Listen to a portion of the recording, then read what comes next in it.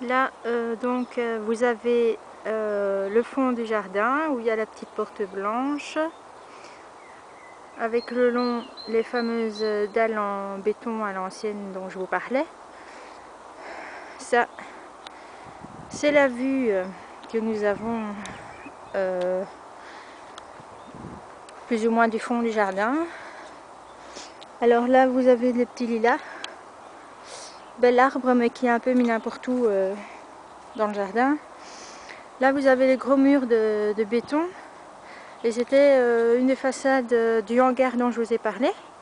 Mais on avait déjà commencé en fait à démolir le hangar. Et en dessous de tout ce tas d'herbe, en fait, il y a toutes les briques de ce qu'on a démoli.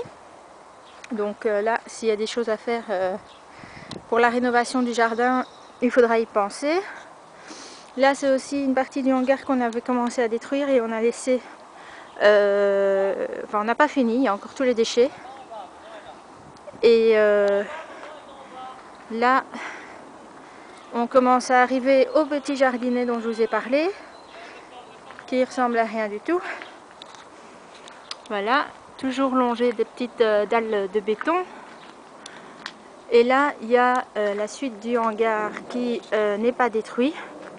Donc qui fait bien 10-15 mètres, 10 mètres de long, on va dire. Avec le petit jardinet qui est très ondulé. Ressemble à rien. Enfin, pardon, le parterre, pardon, qui longe le jardinet et le hangar. Attends ma puce. Donc ça c'est la fin du jardinet. Là aussi, c'est un endroit qu'on aimerait bien démolir et pour pouvoir justement mettre une terrasse ou déjà de la pelouse. Et ça c'est notre terrasse du premier étage dont je vous ai parlé.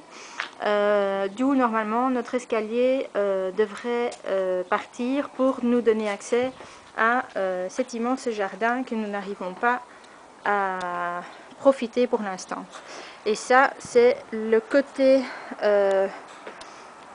à côté donc de la façade. Donc là il y avait des sapins avant, mais du fait de la construction ils ont tout arraché. Et ça c'est les fameux sapins qu'il y a déjà encore maintenant, il n'en reste plus que 3-4. Et donc ici c'est également la cour assez médiocre où il faut refaire tout le parterre. Voilà.